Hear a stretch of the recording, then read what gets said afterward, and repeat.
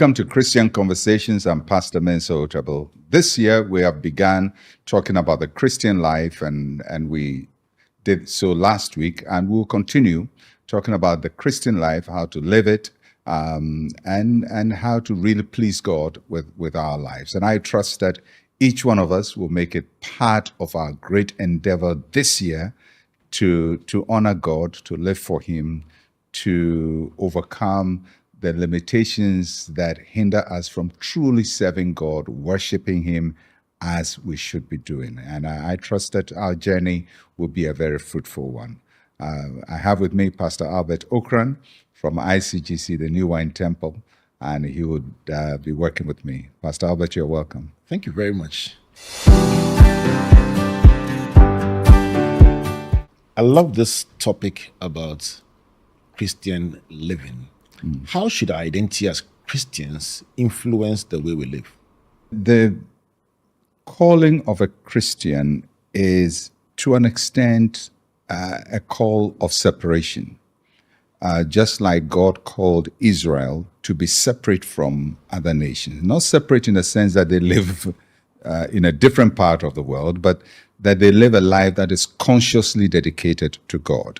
And so God gave Israel the rules by which they would live a life that was separate from how other people live their lives.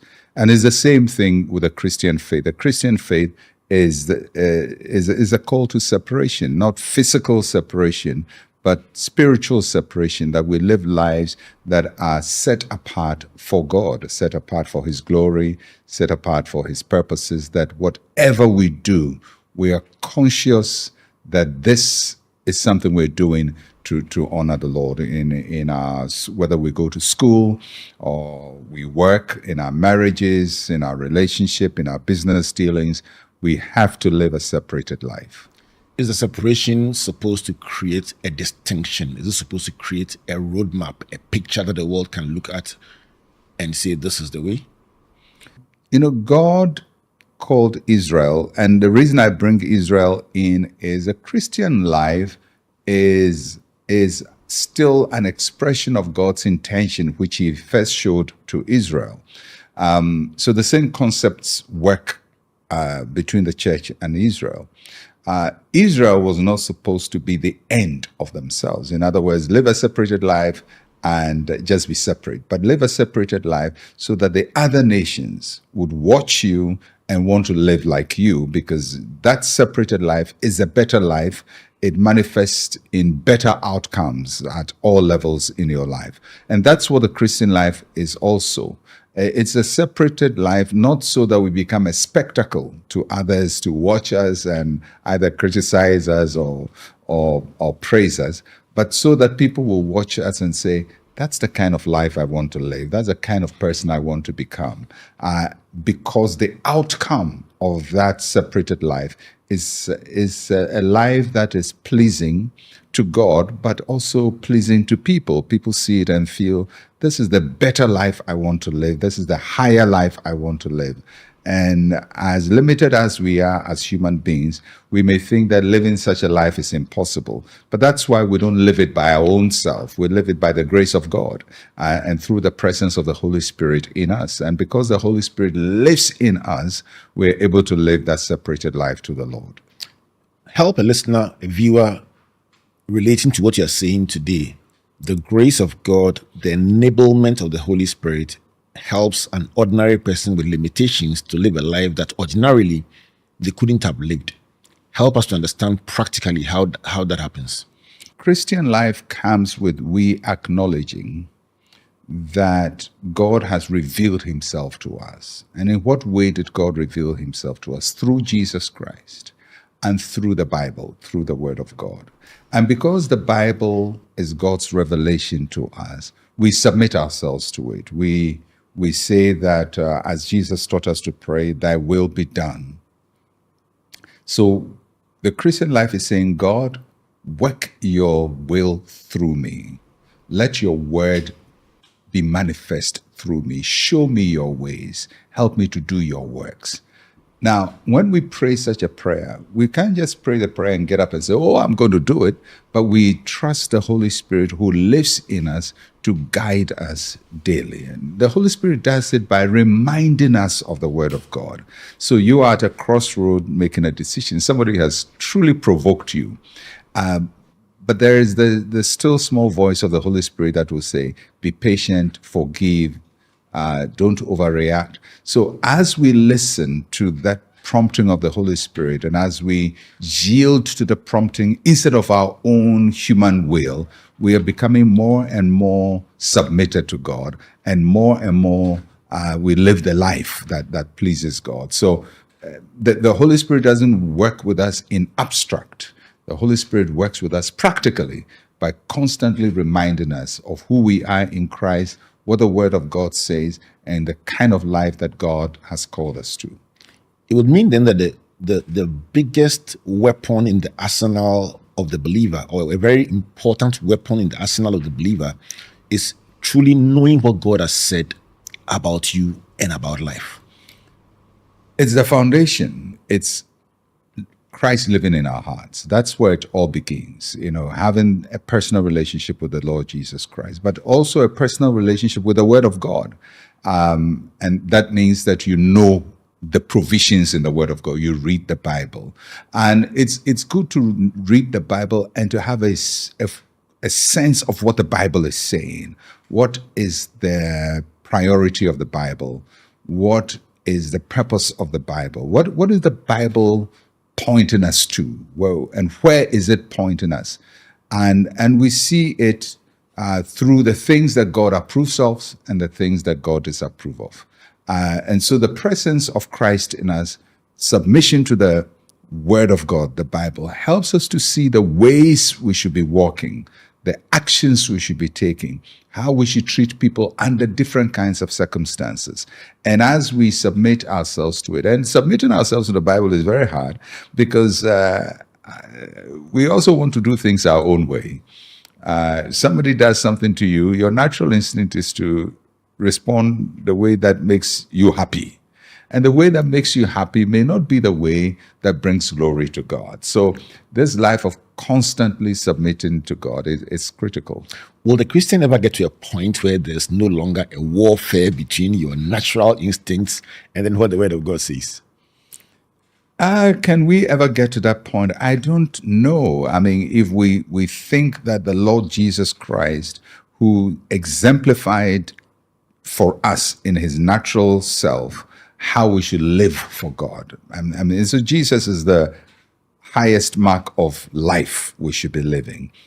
And yet, in the Garden of Gethsemane, there is a struggle between his will and the will of the Father. So he's telling us that even if we're the most spiritual people, we're still going to struggle between our will and the will of God. And we have to constantly be yielding. The Apostle Paul shows us that he has not attained to that state of perfection. Jesus shows us, the Apostle Paul tells us that he has not attained. So just looking at the Christian witness from the scriptures and from how Christians have behaved over the years, we can comfortably say that for the rest of our lives, this struggle is going to go on between what we wish we would do and what truly God wants us to do. And what is it that will tilt the scales more in favor of we winning the battle to stay with God's Word? I think to an extent, we are all creatures of habit. And so the habits you form predispose you in a different way. So if you form a habit of constantly doing what pleases you, constantly just telling people off because that's how you want to behave, then that habit is going to fight against the will of God in your life. But if you form a habit of obedience to God, to say, in my way, this is how I would do it. But because I know the Bible says I should do it differently, I submit to the Bible. I swallow my pride. I swallow my ego. And I will do it the Bible way. So then you are forming a new habit of submission. It doesn't mean that perfectly you will never struggle with it, but more and more it becomes easier to do the will of God and to serve the Lord. How do our usual daily Christian disciplines reinforce this resolution to do things the right way? The early Christians, and when I say the early Christians, I'm talking about Christians in the first 300 years of Christianity, maybe 400. They struggled with their lives. So people felt that the best way to live a holy life is to be in a monastery, separated from people, daily routines of prayer and Bible study, and living with like-minded people, even if they provoke you, not too much. So most people thought the way to live the Christian life is to be cloistered, to live in a monastery, to be a monk, to be separated physically. So that's how they interpret physically separated, dedicated to spiritual disciplines. And their disciplines were disciplines of the mortification of the flesh, which would be fasting, and also not, even if they were not fasting, be very proportional in their eating, because it was a way of crucifying the flesh. They lived with constant prayer hours, and constant meditation and confession of sins. They would go and confess their sins. So these are the disciplines that they were following to live that life. Of course, over time, people realize you can't practically live your life that way, and everybody lives their life that way. There are still people who live a monastic life, but the most of us don't live a monastic life. But the disciplines must be the same, although we don't do it in a monastery. That means that disciplines of the flesh, discipline the flesh. It could be fasting, it could be watching your diet, because the early Christians were very concerned about gluttony, that if you couldn't control your appetite for food, you wouldn't be able to control appetite for other things. So the whole practice of not yielding to your appetites, not yielding to your fleshly desires, was a very pivotal part of Christianity. Now, these days we do it in fasting, and a lot of people fast. But when people fast, they are fastings so that their prayer will be answered for breakthrough, for prosperity, or something like that. But the early Christians were not fasting for that. They were fasting so that they will have control over their appetites. So I think it's important that we avert our minds that fasting is not only so that we will get things answered for us, but so that we gain mastery over our fleshly desires. And then there is prayer. And in the early church prayed, prayer hours, but prayer was a very thoughtful expression, talking to God about your innermost desires, yielding your life to Him, and so on. And of course, when people were living in monasteries, they didn't have too many physical needs, so they were not praying for money. These days, our prayer seems to be for personal benefit. So maybe if we make the discipline of prayer not just to meet our material needs, but prayer for us to communicate to God. So with fasting and prayer, we have two great disciplines. And then the meditation in the Word of God.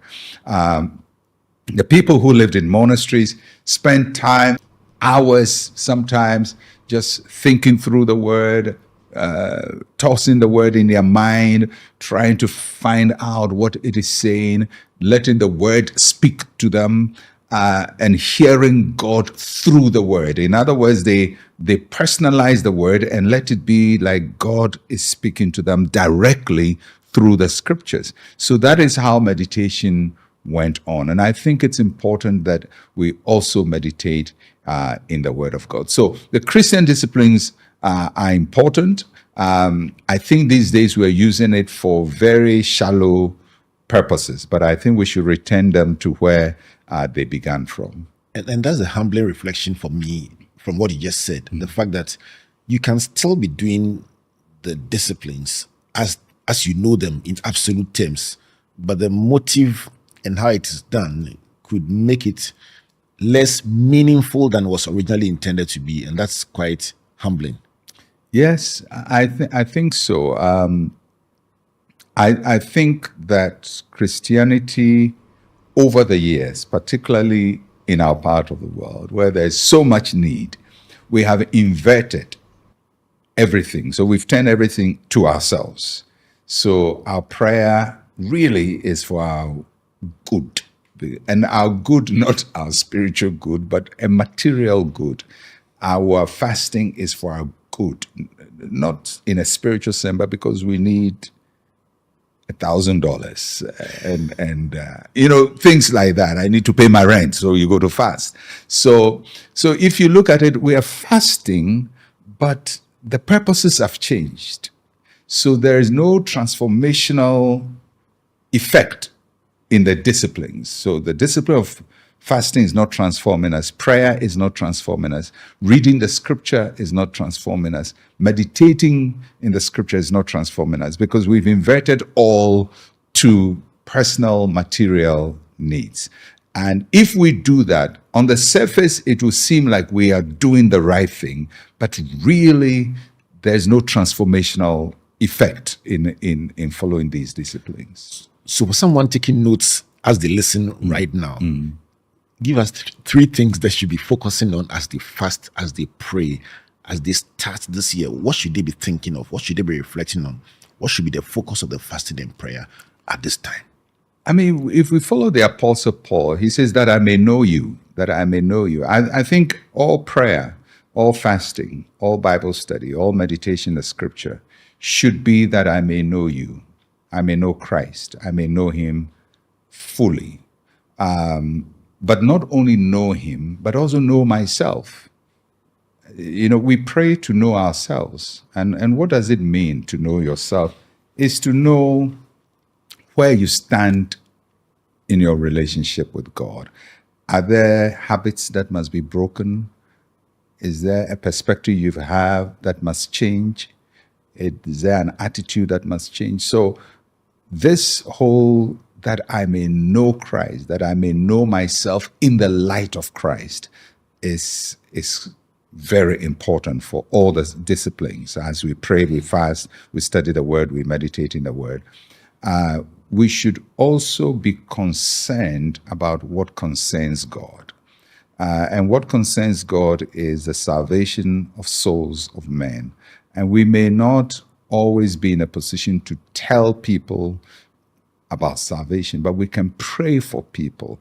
And so we should have people on our prayer list. We should have communities on our prayer list. We should have nations on our prayer list.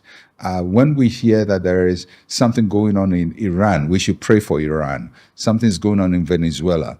We should pray for the people of Venezuela. So this whole idea of praying that the kingdom of God, the power of God will be seen in the life of people and in nations should inform us. So those are some of the ways in which our prayer life should be taken. We should move away from the what's in this for me outlook on life that interprets everything from a personal perspective. I feel God knows our needs very well. And yes, once in a while we tell him about our needs, but as we occupy ourselves to seeking his will, all these things are added to us. And these things include what we must eat, what we must wear, how we must live our lives, and all the normal things that we need for human survival. We must get to a place where God just takes care of it for us because our hearts are occupied with his work and seeking the establishment of his will. So that is the seeking the kingdom for other things to be added. Yes. Very interesting flip, as you call it, inverting, turning it the right way instead of how we focused over the years. I mean, human need is very pressing. When you're hungry, it's a very pressing thing. Or you have rent to pay, or you are sick. So our human needs are very pressing. So the temptation of our human needs is that then we make it the focus of our lives. So, and it's not as if we have no need. We have needs, and they are pressing needs. And if we are not careful, then those needs become everything. They drive all our actions. Every prayer is focused on that, and especially if it includes what we call, demonic attacks and harassment and satanic this and the human need for safety and protection. So then, every time you're praying, it's your number one. You're dealing with spirits and demons and so on, and we pray about it as if we are dealing with the spiritual problems. Nothing we can do on our end can destroy a demonic entity's work. Nothing we can do. Only God can do that. So as we please the Lord, He fights our battles for us. Battles we don't even know we are in, He fights for us. But if we make ourselves our own defender, and we think by our much praying, focusing on our own self, we can solve our problems. First, it takes us away, so far away from the Lord. And secondly, we don't see those needs met. Let's shift to living the Christian life in a real world, in the workplace, making choices, sometimes having to take a position when everyone else is going in the opposite direction. How do you find the strength? How do you find clarity about even how to do it right to honor Christ? Christian life is a belief system, in the sense that when you're a Christian, you are expected to believe. You believe in God, believe in Christ, believe in the resurrection, and things like that. But it's not only about belief. The Christian life also has a moral code. What is right and wrong? So many of us have mastered the believing aspect of Christianity, but not the moral code of Christianity. So Christianity, Jesus says He came to affirm the law. And as a matter of fact, when you listen to Jesus, His affirmation of the law, as He tells us in the Sermon on the Mount, places a higher premium on the law. He says, for example, the law says, you shall not murder. But Jesus says, this is how I want you to see it. It's not just you taking a gun to shoot somebody or a knife to stab somebody, but if you hate a person.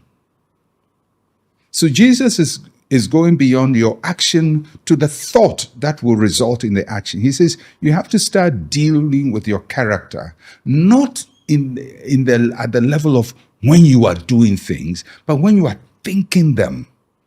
So he says it's not just committing adultery physically, but when you think about it and lust in your mind, you are there. So what he's saying is that there is a moral code, but this moral code is not even based on your actions alone. It goes to your thoughts. And if we apply it that way, then if we look at the Christian life and say that there is a moral code. So if I work in a place, yes, I'm a Christian, I'm a believer, I believe A, B, C, D. But morally, what am I doing on this job? How different am I? The way I use time, the way I relate to people, teamwork, all of that. There are morality rules in that. And so the Christian life must not only be a belief, it must also be moral and it must be ethical. And if we see it that way, then we can balance belief with the natural day-to-day choices we make wherever we are. The Christian trying to live that way would sometimes find themselves in a hostile environment where nobody else believes what you believe. What should they do? Well, people may not believe what you believe, but your morality.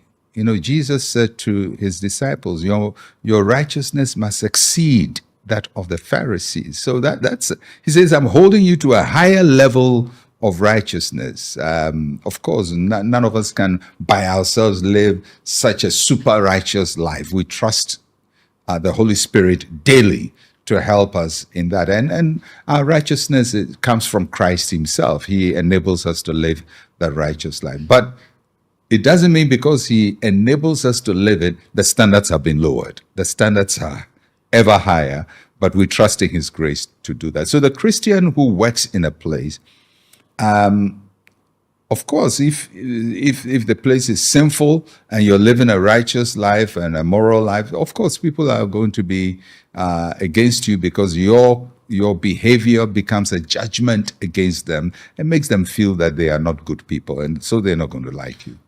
My big take out from today is the fact that in the disciplines that run our lives, we can get into a routine of doing it all right, but with such wrong motives or such base thinking that it doesn't achieve the result of making us more Christ-like. I think I'd like us to end on that one for today. Just the realization that we can be praying for days and hours, and yet the things we are praying about don't draw us closer to Christ. Well, January is probably one of the most spiritual months, especially on the African continent. Most churches are doing some form of prayer, fasting, or have done it. So there's a lot of spiritual activities. There's a lot of praying. There's a lot of fasting. There's a lot of meetings. And they are all good for our Christian life. But we have to gradually start asking ourselves, why are we doing these things? Why am I fasting in January? Why am I praying? Why am I doing all of these things? What is supposed to be gained out of this? And essentially, it is that we may know Christ, understand ourselves better, and see our lives in the light of Christ, and constantly desiring to live for Him and to do His will. So for whatever discipline you commit yourself to, whether it's prayer, it's fasting, it's reading the Bible, it's meditating, whatever it is, let it be Christ-centered. And I trust that each one of us will grow closer to the Lord this year than we were in the previous year. Well, I'll catch you again very soon, and let's keep talking and let's keep trusting God. That is all the time we have for today. Join us for the next episode at the same time next week. Thank you for watching.